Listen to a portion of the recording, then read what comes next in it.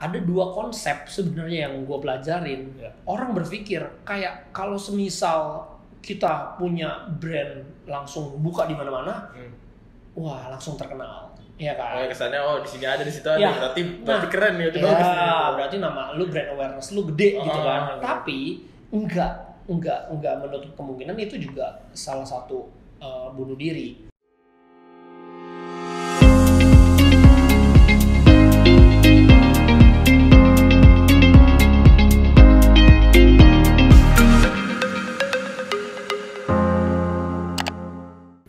Oke, halo teman-teman Aldi semua. Kembali lagi bersama saya Sultan di podcast Aldi. Kali ini kita kedatangan satu bintang tamu istimewa nih. Founder dari bisnis kopi yang sedang hits sekarang nih. Founder Cerita Coffee, Bang Andri Valentinus. Oke. Halo Bang. Halo. Oke.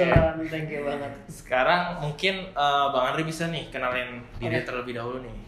Oke, teman-teman, jadi nama gue Andri Valentinus, sekarang berumur 29 tahun ya kan, dan udah menggeluti dunia perkopian dari 2019, November 2019 ya. Dari November ya? Dari November 2019 itu berarti udah mulai mendirikan Cerita Coffee gitu. Nah, kenapa reasonnya ya kan, jadi gue cerita aja kali ya. Oke, boleh nih. Oke, jadi kenapa mendirikan Cerita Coffee ini adalah, jadi awal mulanya itu di 2017 gue food blogger. Food blogger. Food blogger, foto-foto makanan, nge-review makanan. Itu diupload di blog Instagram. Instagram. Ya. Okay. Nah, setelah itu berjalannya waktu kan ya circle kita, teman kita ya food blogger semua gitu ya. Nah, finally dari situ mulai ngerjain jadi medsos handler. Handler, jadi kita gua mencari klien-klien restoran-restoran ya kan, yang pernah gue pegang kayak Korbek Indonesia, terus Malah Kitchen. Nah, terakhir itu Bakmi Ayong, terus ada beberapa tenon lagi dah ya kan. Dan yang terakhir tuh gue pegang Kopi Kangen gitu ya. Kopi kangen gitu, bukan kenangan ya. Kopi Kangen. Dan ngelihat wah ternyata potensinya bagus banget. Potensi gitu bisnis kopi ya? Iya, potensi bisnis kopi ketika kayak gue megang sebagai jadi brand ambassador mereka, sebagai promotionnya mereka, oh ternyata feedbacknya bagus banget.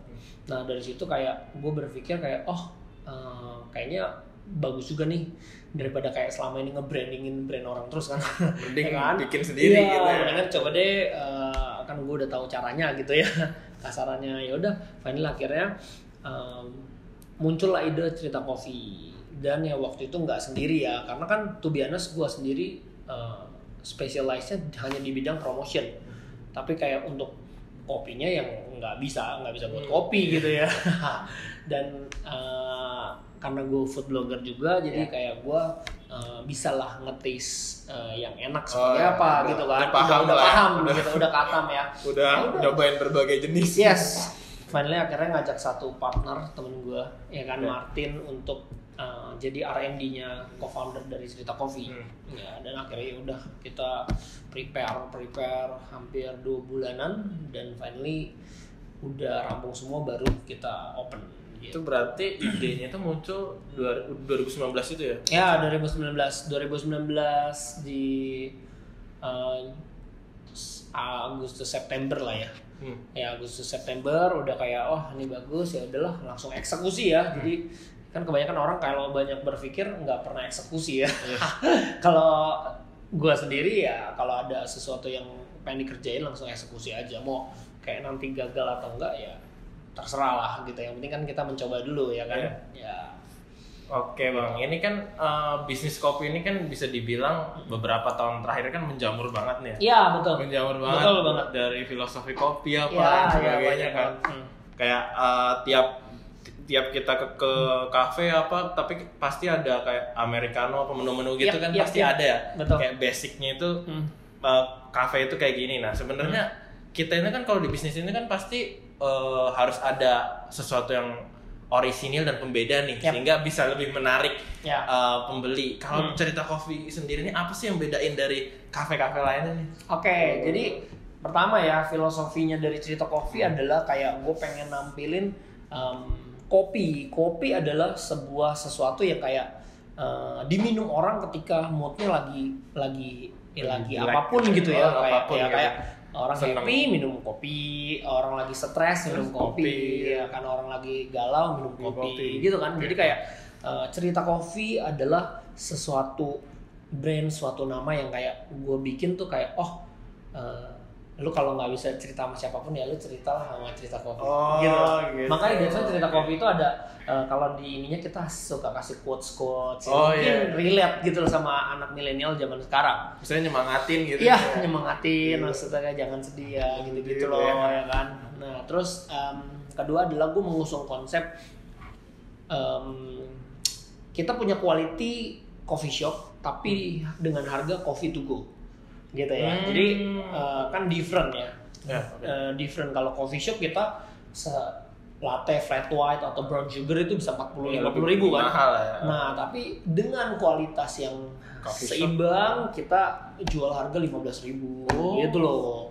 Ya kan? Terjangkau banget. Ya, terjangkau. Berbagai lapisan bisa beli. Iya, benar. Jadi karena kita mau buat konsep yang memang lu dengan harga murah ini ya lu tetap akan nikmatin coffee yang kayak di coffee shop gitu loh. Karena gue bawa co-founder gue ini R&D gue juga memang barista ya, bukan ya barista yang berpengalaman lah gitu loh. Jadi kita juga nggak mau yang bikin kayak kita jual murah aja ya kan. Banyak banget orang yang kayak buka bisnis minuman murah ya kan, banyak banget lah ya, kita nggak usah sebut merek gitu ya. Banyak banget ya, cuma kan mostly kayak itu kalau yang kayak lu minum tiap hari anjir lu bisa diabetes men. Iya gak sih? Lu minum murah cuma lu coba lu minum tiap hari selama sebulan lu diabetes lu. Gulanya juga gula yang jelek gitu. Betul ya kan, kayak nggak mentingin, yang penting kayak ya gue jual laku murah gitu. Tapi kan kalau gue sendiri ya kita juga minum gitu loh. Kita sendiri juga everyday juga minum, jadi kita maunya yang terbaik juga. Ya kan? Kita juga pilih enak gitu ya. Iya, kita juga mau yang enak kayak somehow gue coba beberapa ngetes kopi to go lain gitu ya, brand lain kayak I think kayak asam ini kayaknya nggak patut dikeluarin gitu dari menunya, karena ada beberapa kayak kok ngasal banget gitu loh. Sedangkan kalau gue itu ya memang mungkin karena basicnya dari foodies ya, jadi kayak bener-bener harus yang kayak enak banget deh baru kita keluarin gitu loh. Jadi kalau kita ngasih ke orang pun nggak malu juga kan gitu loh, orang ngerasain rasanya ya kan, walaupun dia jual dengan harga murah gitu loh gitu. Nih menarik nih, tadi kan Bang Andri sempat nyebutin terkait bisnis minuman murah nih. Itu kan berarti kan termasuk dalam skop bisnis F&B juga kan? Jadi kalau dari cerita kopi sendiri nih, tantangan bisnis F&B ini yang gak hanya bersaing dengan coffee shop lain tapi juga dengan bisnis minuman lain, itu tantangan apa sih? Tantangan terberat adalah to be honest ya, jadi kita waktu kemarin after pandemi itu kita benar-benar harus gimana caranya buat survive gitu ya. Ya kan, apalagi kita harus ngelawan brand-brand yang super brand. Nah itu ya mereka karena punya buying power yang tinggi, otomatis menekan cost mereka. Ya dong, kayak contoh kita jual kopi literan misalkan. Nah, kita udah bener-bener cut cost banget dan kayak kita cuma bisa mentok jual 50.000 misalkan. Wah, tapi kayak bisa keluarin 30.000 gitu loh. Kayak kenapa bisa? Bukannya ini dia mengurangin kualitas, tapi karena memang dia punya buying power yang tinggi. Contoh, misalkan dia beli susu dapatnya harga 11.000. Nah, kalau kayak kita yang second line, third line gini ya dapat harganya udah 14.000, 16.000 dengan kualitas susu mungkin dia lebih baik, fresh milk gitu. Kita langsung dari peternakannya ya. Karena kan dia langsung belinya langsung gede ada ya. Nah, itu dia yang menjadi kendala coffee to go second line dan third line. Ya, karena kita nggak bisa mengimbangin dari segi cost. Kayak gue tahu nih, lu pakai biji kopi apa, lu pakai susu apa, kita tahu. Cuma untuk kita ngikutin, kita nggak bisa jual harga kayak mereka. gitu loh. Jadinya jatuhnya malah bisa lebih mahal gitu ya. Iya, karena nggak bisa lawan. Nggak bisa untung. Karena dia dapat modal murah. Nah, kenapa dapat modal murah? Ya karena pembeliannya bulking buying gitu loh. Mereka beli dengan skala besar. Ya kan, kayak misalkan mungkin kopinya udah langsung yang mungkin udah ada yang ininya sendiri kali ya. Udah roasting sendiri ya kan. Kalau kita masih ngambil kopi sama orang, kalau dia udah yang punya pabrik biji kopinya sendiri ya kan, sangrai sendiri gitu loh. Dari situ kan kita udah kalah. Nah, gimana cara kita bisa untuk membuat orang ini ya udahlah kita aja. Ya itu adalah tantangan terberat gitu loh. Karena kan pertama kita kan pasti kalah nama dong. Nah, kalah nama, ada 2 konsep sebenarnya yang gue pelajarin. Orang berpikir kayak kalau semisal kita punya brand langsung buka di mana-mana, wah langsung terkenal, ya kan? Kesannya di sini ada, di situ ada, berarti keren ya, bagus. Berarti nama lu, brand awareness lu gede gitu kan? Tapi enggak menutup kemungkinan itu juga salah satu bunuh diri, ya dong. Lu punya banyak cabang, nama lu terkenal, tapi problemnya adalah orang mau coba gak? Ya dong, ya kan? Kalau lu berhasil membuat orang mau coba, bagus. Tapi kalau lu udah buat 100 cabang, langsung buka 100 cabang gitu loh dengan modal sendiri atau investor. Nah, kalau semisal kayak orang cuma tahu ya kan, sebut saja NIT gitu ya. Cabangnya di mana-mana, tapi kayak ya udah gua cuma tahu tapi gua nggak nyobain, atau cuma sekali nyoba udah. Itu kan berdampak juga kan dari segi pas kita keluarin dananya. Nah, atau kita let's say ngomong kayak yang lebih eksklusif ya kan. Karena di F&B itu ada dua tipe. Lu banyak cabang, lu brand awareness-nya oke, atau lu eksklusif, lu cuma ada 1 tempat atau 2-3 tempat, tapi orang kalau mau harus ke lu gitu loh. Ya sebut saja ya nanti kalau misalkan harus di sensor aja ya. Karena gue bawa brand-brand gede nih soalnya nggak enak kan. Ya contohnya misalkan kayak gitu ya, itu kan nggak banyak ya kan, tapi rame banget, ya rame banget, eksklusif gitu. Jarang ada beberapa yang bahkan nggak ada di platform online, nggak di Gojek, nggak di Grab gitu loh. Tapi kan kalau kita mau bikin ke arah sana, ya emang bingung gitu loh. Bisa gak sih gue satu saat cabang aja bisa seramai itu? Waktu buka di Lipo Mall Puri, dia kan the first di situ kan, kayak anjir ngantrinya bisa sampai berjam-jam gitu. Tapi pas kayak udah nyebar banyak, ya udah orang udah kayak biasa aja, ya kan. Jadi kayak unik, F&B itu unik, dan kita nggak tahu, kita harus tes pakai yang mana gitu loh, ya kan. Terlalu banyak cabang juga susah, belum tentu orang mau. Kayak contoh ya, nanti di sensor aja ini ya. Itu banyak banget cabang, sama investor juga di brand. Cuma ketika banyak banget cabangnya, akhirnya nggak naik kayak kenangan, tutup semua tempat, ya kan. Berarti kayak orang tahu nih, cuma orang nggak into ke dia gitu loh. Jadi kayak ya itu suka dukanya ya kalau di F&B gitu. Kita harus lihat, harus pakai strategi yang mana gitu. Nah, ini kan tadi Bang Andre ini udah nyebutin nih kayak, wah kita nih nggak bisa nih bersaing sama brand-brand besar, karena brand besar beli lebih murah, kita susah lah seperti mereka. Tapi kan kalau di kalangan anak milenial itu ada kayak, ini jadi custom itu, jadi prinsip kayak kalau lu keseringan beli di brand-brand gede itu kayak, alah udah terlalu mainstream lah, mending kita cari yang tempat yang lebih kayak nyari spot-spot yang edgy lah, lebih edgy, kopi mana, jadi kayak wah di IG lebih keren gitu. Nah itu Instagramable ya. Kalau melihat market yang seperti itu, range anak-anak milenial yang seperti itu dari cerita Coffee sendiri itu strategi marketingnya seperti apa tuh kalau tahu orang-orang seperti itu? Nah kalau kelebihannya lagi di cerita Coffee adalah ya gue sendiri karena memang spesialis di promotion, jadi memang udah banyak kenal teman-teman influencer, teman-teman food blogger. Jadi kayak kemarin kita baru banget launching coffee mocktail ya kan, es kopi lemon. Jadi kayak base-nya americano, espresso. Tapi kan banyak banget orang yang kayak gaya, aduh gue pengen diet ya kan, atau olahraga, gue mau olahraga tapi gue maunya americano nih, tapi padahal dia nggak suka nih sebenarnya. Sejujurnya dalam hati dia tuh nggak bisa minum americano, cuma karena demi kayak kafein, iya demi kafein, demi kayak wah keren ya kan, sebelum bulu tangkis americano, padahal kayak abis itu anjir lah nih kayak gak enak banget gitu ya. Nah jadi kayak gue mikir oke, gue bikin gue minta Martin untuk kayak lu bikin something new yang kayak memang orang dapat ininya kafeinnya kencang ya, tapi orang juga bisa minum. Ya akhirnya Martin mengolah handmade sirup lemon dia sendiri. Akhirnya kita bikin es kopi lemon. Jadi kayak bener-bener kayak lemon tea. Ini sayang jauh ya, kalau enggak gue cekin ya. Di Jakarta belum ada nih kebetulan ya. Mungkin ada yang mau franchise di daerah sini gitu ya. Jakarta kita lebih banyak di daerah Tangerang soalnya.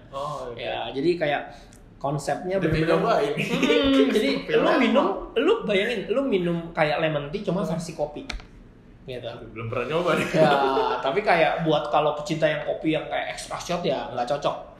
Ya jadi kita ini bikin emang lebih ke milenial, karena milenial kan pasti jarang banget yang bener-bener minum americano pure gitu loh. Biasa kan 30 something baru ya, minum banyak americano kan. Banyak kopi susu. Iya. Kalau kopi susu sih memang udah pilihan banget ya. Pilihan sejuta umat.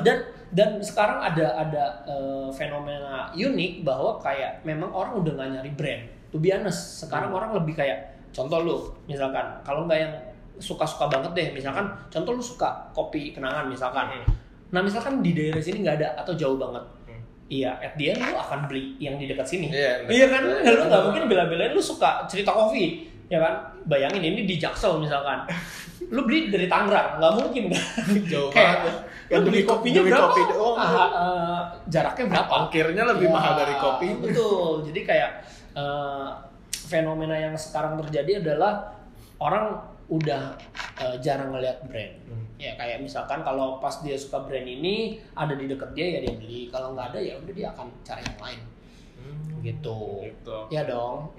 Jadi itulah sebenarnya yang kesulitan yang ada sekarang, tapi ya kita memang menghadirkan inovasi-inovasi baru, terus kita mikirin gimana ya untuk dapetin lagi FOMO-nya. Karena kan sejujurnya kopi FOMO-nya udah 3-4 tahun lalu. Ya FOMO-nya kopi ya. Sekarang apa sih yang lagi FOMO? F&B yang lagi FOMO ramen-ramen gitulah ya, yang lagi banyak ya, banyak orang-orang buka ramen. Apa? Oh ya, Krovel udah lewat loh itu, cepet banget kan? Krovel bentaran ya kan, nggak nyampe setahun udah. Oh sekarang lagi brand ini Mishwe itu dari China ice cream.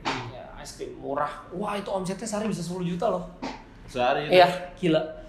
Cuma balik lagi, ya Indonesia begitu ya, maksudnya kalau lu nggak nyari something yang long term, ya 10 juta per harinya tuh sampai kapan? Sama lu keluarin biaya franchise yang, kalau franchise dari luar negeri kan mahal sekali ya.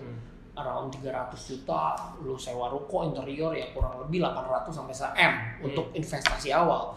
Nah, pertanyaannya kan balik lebih better kayak lu franchise yang memang dia akan panjang gitu loh ya, walaupun lama BEP-nya misalkan, cuma ya memang ya at the end of time akan balik juga gitu loh ya kan, karena dia kayak selalu kita inovasi, selalu membuat gimana biar FOMO lagi gitu loh ya kan. Tapi kayaknya sekarang kalau untuk F&B ya dari segi minuman kayaknya sekarang lebih bervariasi nggak sih Bang? Ya.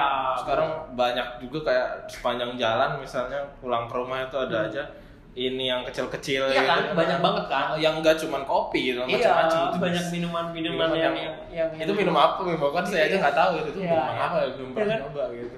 Nah, itu sama yang aku bilang kayak orang jual yang penting murah aja deh. Kan yang penting murah aja. Warna-warni murah itu. Melihatnya udah kayak aduh ini kayak manis banget gitu. Pasar-pasar anak sekolahan, anak SD gitu cocok ya. Kalau SD emang iya demen. Karena kan mereka juga anak SD kan yang penting enak manis ya kan? Demen SD.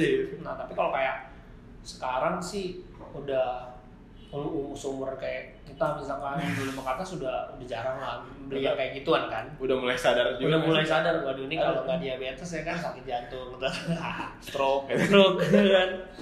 Jadi kayak gitu. Nah tapi ya bisnis F&B dan untuk minuman sendiri memang udah menjamur banget, dan bagaimana kita untuk bisa bertahan di saat banyaknya saingan itu ya memang harus selalu dipikirkan dari segi strategi di Instagram, ads atau ya nge-boost dengan beberapa orang-orang yang gede ya, kita adain kerjasama, collaboration gitu loh. Itu bisa. Berarti marketingnya update terus gitu ya, strategi terus update, nggak bisa kayak wah ini strategi selama setahun. Iya, nggak bisa karena harus dalam setahun itu cepet banget, cepet banget. Ya. Oke. Teman-teman Aludi semua, ini masih banyak nih yang bisa kita obrolin ya. Mungkin nanti kita lanjutkan setelah yang satu ini. Yes, terbaik.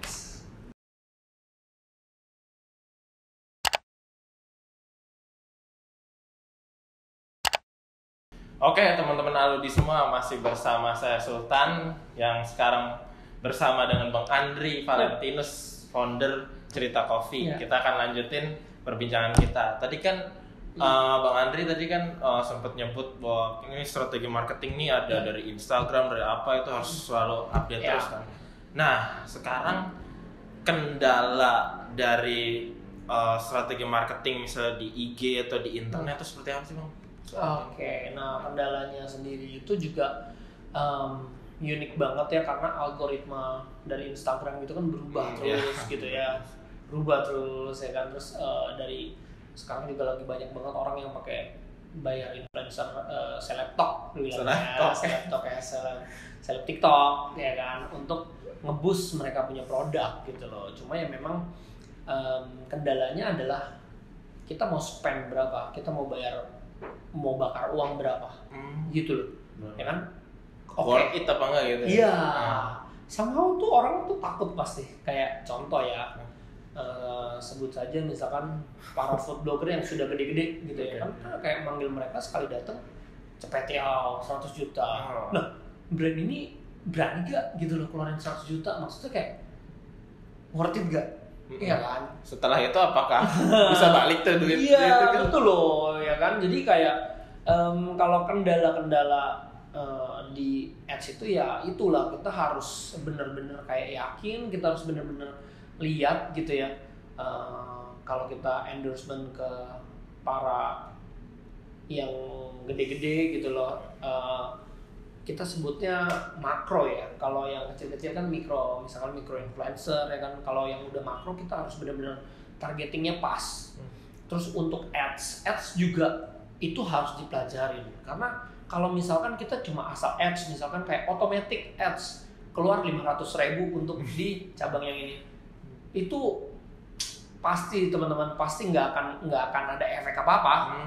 Ya kan? Jadi kalian harus benar-benar mendalami kayak iklan kalian ini hanya bisa dilihat dari umur misalkan 20 sampai 30 aja. Itu benar-benar harus disetting sampai ke dalam-dalam gitu loh. Dan itu harus dipelajarin. Dan gua sendiri jujur udah banyak banget ganti agency untuk bantuin itu, karena kan gua nggak spesialis di Facebook Ads Manager gitu kan. Jadi kita harus cari orang yang spesialis juga untuk ads. Jadi kayak gua bayar ads itu berguna gitu loh, daripada gue bayar ads asem ya, view-nya naik, bener loh, view-nya naik, cuma nggak kena targetingnya buat apa ya kan. Kalau yang lihat iklan gue kayak umur 50-an ya nggak mungkin beli ya. Iya sih, nggak mungkin dia lihat ya Biskop 50, gila lu, gue aja minum obat diabetes jangan gitu kan. Nah itu harus kita harus update terus loh, karena sekarang tuh cepat banget. Sekarang tuh ya nggak tahu nih, gara-gara pandemi tuh kayak perubahan lagi cepet banget gak sih? Iya, karena ini nggak sih Bang, karena kita ini kan selama pandemi ini udah mantengin HP gitu, sementara kan hal-hal di media sosial itu kan jauh lebih cepat dibanding bener banget. Isu-isunya yang trending-trendingnya itu kan update terus lah tiap hari gitu. Jadi kalau kita misalkan nggak benar-benar ngikutin, kita pasti ketinggalan. Iya kan, orang-orang kan apa yang dia lakukan di dunia nyata sekarang berdasarkan ya bayangin dong kayak orang-orang kayak wah yang dulu bisnis konvensionalnya gila oke banget dan mereka kayak masih mempertahankan dengan ideologi mereka yang kayak zaman dulu udah nggak mungkin bisa bersaing sekarang di era digital kayak gini karena semuanya digital sekarang. Ya, apalagi ini metaverse. Waduh, metaverse kan kalian tahu sendiri kan, udah semuanya udah meta loh ya. Cerita kan? kopi masuk dunia virtual. Kayaknya mau bikin NFT ntar. Oke. Gitu. Ini kan kita ngobrolin tadi nih sempet nyinggung pandemi nih bang. Ya. Sementara cerita kopi sendiri berdiri akhir 2019 ya. Habis berarti pandemi. kan Waduh. Berdiri cerita kopi besoknya corona. Muntah darah. Itu gimana tuh? Kan kayak cerita kopi. Ya. Perjalanan selama pandemi ini ada PSBB, PPKM. Kita sudah melewati beberapa PPKM guys. Menghadapi seperti itu tuh gimana tuh? Pusing. Apalagi kayak tapi bersyukur banget di saat pandemi, di saat orang-orang tutup kita masih dapat franchise gitu ya.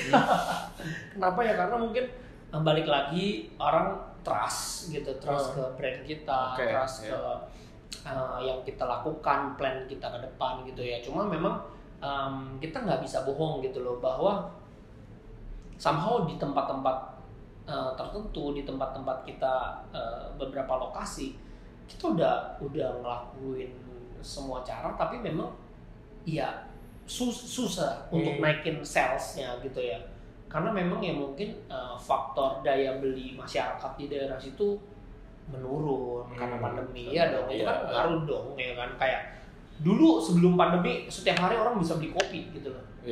After waktu itu WFH ya kan potong gaji ya orang yang dari biasa minum kopi jadi nggak minum kopi atau enggak kopinya jadi kopi ABC kan. Tinggal seduh sendiri gitu loh. Terus mahasiswa kan juga misalnya nggak berangkat kuliah nggak dapat uang jajan. Iya benar. Jadi bayangin gak sih gila kayak F&B itu sebenarnya sangat terpukul banget pas terkena pandemi kayak gini gitu ya. Maksudnya sektor yang paling terdampak tuh kayaknya F&B gitu. Coba ya balik lagi kita memang terus mengusahakan ya membuat lah maksudnya at least kita nggak sampai tutup. Gitu loh, iya dong. Ada yang tutup juga nih bang. Waduh, banyak banget gak sih di luar sana yang tumbang? Brand-brand gede banyak yang tumbang loh, ya kan? Brand-brand gede banyak yang tumbang, benar-benar tumbang semuanya gitu loh. Nah, jadi kita benar-benar kayak mengusahakan mikir terus harus ngapain, harus dibuat apa, ya kan? Yang harus nggak ngeluarin budget gede, tapi bisa signifikan efeknya gitu loh, ya kan? Itulah yang kita perjuangkan karena kita berdiri pas habis kita berdiri pandemi habis itu kita kehilangan banyak orang yang mau franchise gagal kayak mereka udah siap membuka ada beberapa tempat harusnya kayak di Semarang, Jogja, Bandung, Bogor harusnya kayak kita udah dealing gitu loh cuma karena kayak tiba-tiba PPKM lagi ya mereka nggak berani ambil resiko kan nggak semua orang berani ambil resiko kan karena ya nggak semua orang kayak lu tahu lagi PPKM lu malah buka gitu kan nggak ada yang ada orang yang nggak berani ambil resiko itu gitu. Oke. Ini tadi kan Bang Andre sudah bilang cerita kopi mampu berdiri mampu tetap ada yang franchise gitu kan kata.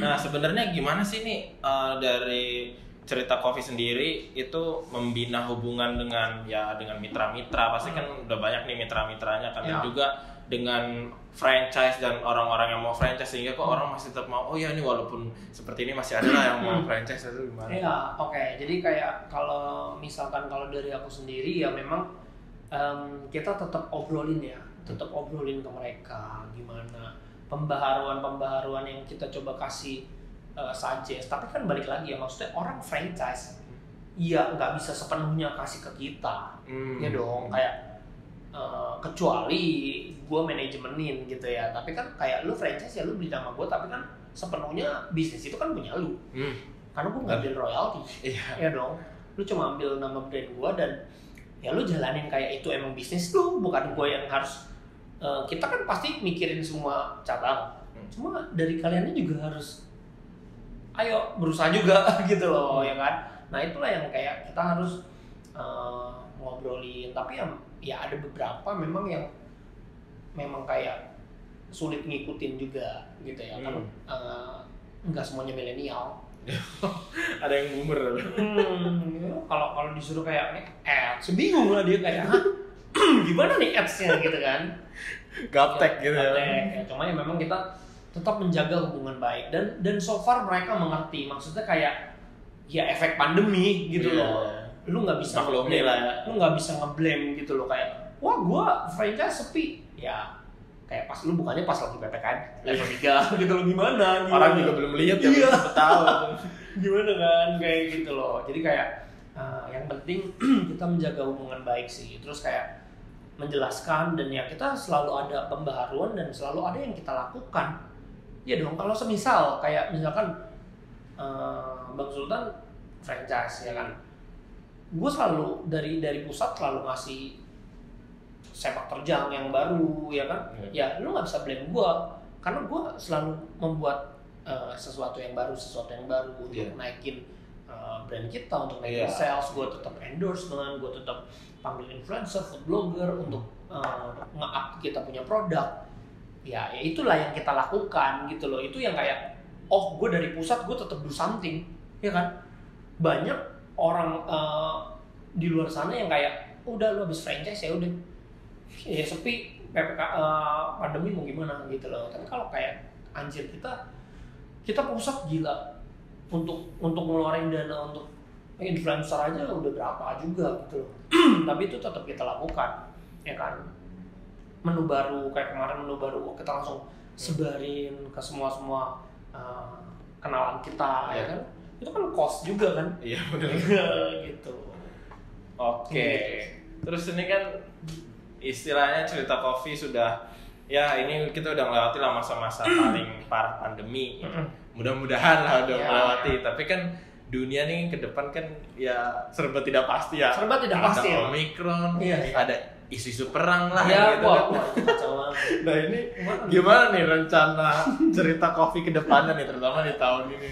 Oke, tahun ini kita tetap sih kayak pengennya kita lebih banyak di luar kota lagi sih ya untuk mencapai situ kan kita mau tetap memperluas brand kita, naikin nama kita gitu loh.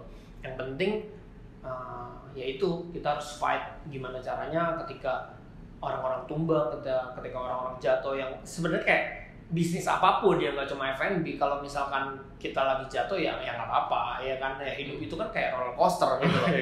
Nggak ada problem kan, cuma that's okay kalau misalkan kita jatuh. Yang penting kayak kita tahu cara untuk bangkit lagi, kita tahu cara untuk naikin lagi, itu loh yang terpenting ya kan. Karena mau gimana pun juga kopi adalah sudah sesuatu yang memang jadi kebutuhan orang-orang di Indonesia ya kan, seluruh dunia. Iya betul. Jadi ya memang sebenarnya chance untuk kayak tetap ada ya memang tetap ada gitu. Karena selalu ada orang yang ngopi gak sih gitu. Cuma masalahnya beli kopi di mana gitu. Yes. Iya itu dia. Cuma ya memang untuk kayak kita dengan jalan hampir udah mau 3 tahun 2 tahun lebih ya. Jadi kita mempelajari banyak hal, kita kayak ngelihat di luaran kayak gini kan, karena kita mempelajari juga loh dari brand-brand yang gede, brand-brand yang menengah ke bawah ya. Kita ambil lah baik-baiknya dari mereka apa sih? Iyalah, ya dong. Cara paling gampang adalah ya kita liatin aja yang udah sukses kayak gimana, caranya yang kayak yang brand ini positifnya apa ya kita ambil, kita duplikat gitu loh, kita coba aplikasikan ke brand kita gitu sih. Diadaptasikan karena kita harus tetap ngikutin perubahan. Ya balik lagi kalau kita nggak ngikutin kita pasti udah ketinggalan. Oke. Sip. Yep. Nah, selanjutnya Bang, nih kita sepertinya sudah ada di penghujung podcast kita kali ini. Mungkin Bang Andri ada nggak wejangan untuk pebisnis di luar sana nih? Oke, jadi kalau buat teman-teman di luar sana yang lagi ingin memulai bisnis, ya saran dari aku sendiri, kalian tuh jangan, quotes dari gue itu biasa gue sering bilang kayak kalian tuh jangan takut ngambil resiko tapi jangan bodoh ngambil keputusan. Kenapa? Karena teman-teman harus tahu yang bisa survive bukan orang terpintar, bukan orang terkuat ataupun orang yang bisa ngambil resiko gitu ya. Nah tapi kalau kalian mau survive, kalian harus selalu lihat momentum. Ya momentum yang ada, kalian harus take action. Karena aku juga di circle aku banyak banget orang yang sebenarnya dia punya ide bagus, dia punya pengen ngelakuin sesuatu bagus gitu loh, cuma nggak berani dieksekusi gitu loh. Kayak kalau teman-teman mau keluar dari zona nyaman kalian, ya kalian memang harus ngambil resiko. Memang selalu ada harga yang harus kalian bayar gitu loh. Bagaimana sih misalkan buat teman-teman milenial, kalian kalau nggak ngambil resiko, misalkan contoh misalkan kalau kalian hanya kayak udah lulus kuliah ya kan, kerja misalkan sama orang misalkan, ya udah kerja nggak masalah untuk ngambil ilmu gitu ya. Tapi jangan selamanya kalian mau sampai kayak kalian udah tua tetap di kerjaan yang sama gitu loh. Kalian udah harus prepare, nyoba aja teman-teman. Gagal itu enak teman-teman ya, gagal itu enak. Kenapa gagal itu enak? Karena ketika setiap kalian gagal, kalian tahu ini salah, berarti gue harus coba lagi. Aku kan nggak kuliah bang, aku nggak kuliah, cuma aku coba semuanya gitu ya. Aku coba, ya puji Tuhan sekarang udah punya satu rumah, beli sendiri, punya mobil pribadi sendiri gitu loh. Cuma ya kalau misalkan dari guanya nggak mau bertindak, kayak nggak mau ngambil momentum, nggak mau ngambil keputusan, pasti ya akan ya masih kayak dulu aja gitu aja ya kan. Nah justru bagus ketika kalian gagal ya kalian jadi tahu kesalahannya apa sih, gua gagal waktu itu, ya udah next gua coba lagi. Cuma jangan sampai ngikutin kegagalan yang sebelumnya gitu loh. Ya itulah, kalian jangan takut ngambil resiko, jangan bodoh ngambil keputusan gitu. Oke, jangan takut ambil resiko, jangan bodoh ambil keputusan. Terakhir nih bang, mungkin Bang Andri mau promosi nih terkait Cerita Coffee. Oke. Penonton semua. Teman-teman, jadi ya kalau kalian ingin berbisnis kopi, nah sebenarnya Cerita Coffee ada anak lagi sih, Toast Story. Jadi kita Korean Toast. Ya itu juga kita buat waktu kemarin pas after PPKM. Ya kan, itu salah satu pembaharuan. Ya kan, jadi kayak kita ngebuat toast, Korean Toast. Ya, Korean Toast yang beda dari toast-toast yang sudah ada di pasaran. Jadi sesuatu yang new, ya kan. Nah itu kalau kalian mau coba berbisnis ya mungkin kalian boleh kontak ya. Jadi di Instagram kita ceritacoffee.id dan toaststory.id itu ada link tree-nya untuk bisa langsung tanya-tanya ya seputar bisnis F&B gitu. Oke, makasih banyak nih Bang Andri sudah hadir di podcast Aldi kali ini. Oke. Mungkin segitu aja teman-teman podcast kali ini. Yes. See you on the next episode. See you. Thank you.